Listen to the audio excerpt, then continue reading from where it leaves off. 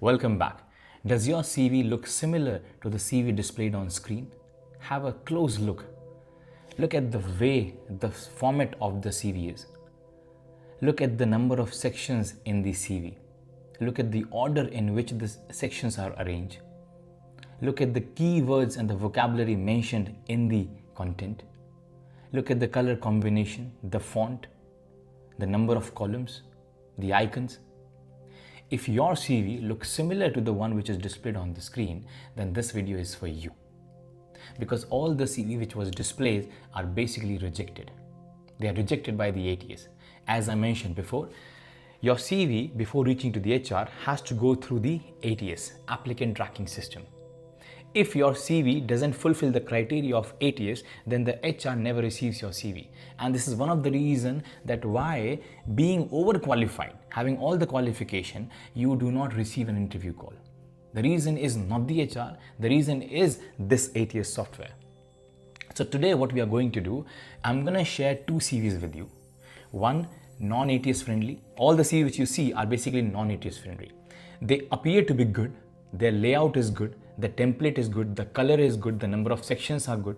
It appears to be good if a person sees it or reads it, but it is not good as far as the ATS framework is concerned. So these are rejected. And I'm going to compare this one with an ATS friendly CV.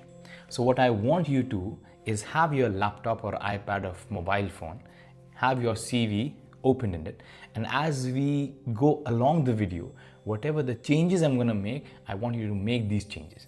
If you have not made a CV, you can also make your CV from scratch. I would suggest do not go for the website, right? There are many websites where they are already mentioned, templates are there and you just need to fill up details. Kindly avoid those websites, right? Because those websites use a lot of table, columns, so many things which we are going to discuss which are not ATS friendly. And that is the reason the CV appears to be so good and appealing, attractive, but still it is not able to pass through the ATS, right? Okay. So I would prefer just have a Word document and keep on writing. It's totally, Word document is good enough. Microsoft Word is good enough for you. If you want to have more little maybe color contrast or something or more features, then you can use Canva, right? But Word is good enough. Don't worry about that. Okay.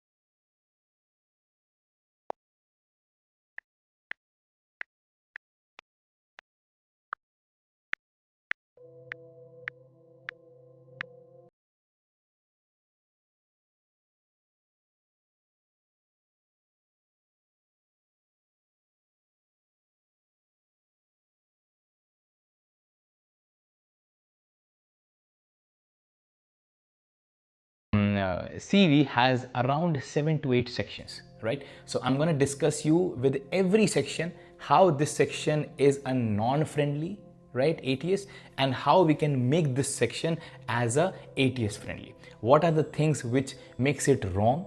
What are the things we need to add in every section to make it pass through the ATS? Is that okay? So around 7-8 sections are going to be there. The video is going to be long. So what I'm thinking is I'm going to make this video in parts, right? So maybe there will be 7 parts. So I want you to go through all so that you can make your CV good enough, right? Okay, let's get started. First thing, let's try to understand ATS, right? There are majorly, this ATS thing has come recently after COVID. Before or pre-COVID, things were okay. Why? Because Dubai was not in so much hype. But after the COVID region, what has happened in education, Dubai is trying to be the education hub of Asia, right? Okay, and because of this, it is offering a lot of good salary, perks, allowances, accommodation, medical facility, the education and the flights, everything. When we talk about the education field in Dubai is very better compared to your home country, and that's the reason why so many candidates are applying and so many applications are coming. And this is the reason it is not possible for an HR to go through all the CVs, so the school system here is hiring the ATS software, right?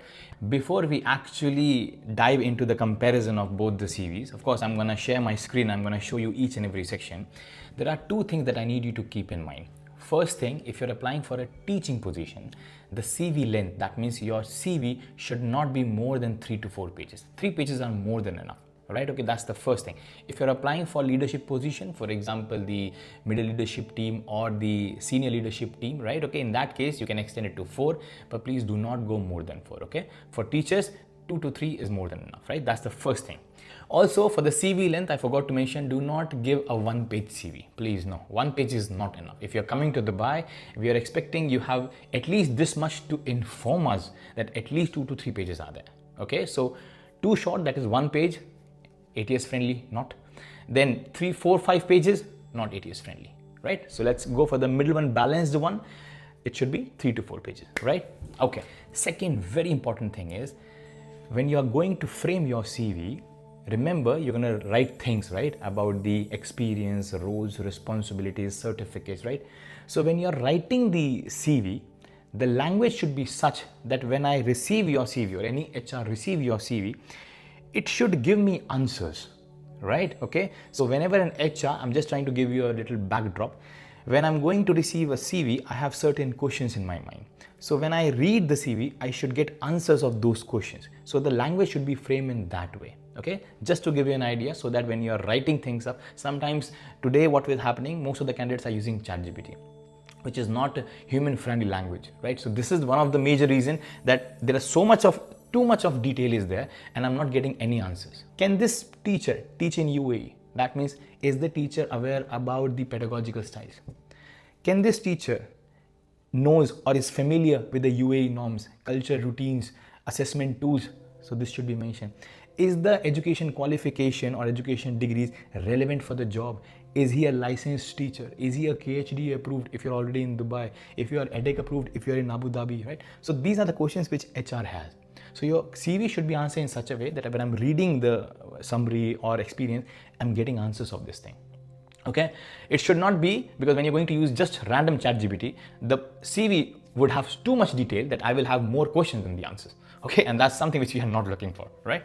Okay, so this is one thing, and I'll see you in the next video, and we'll start from the title part.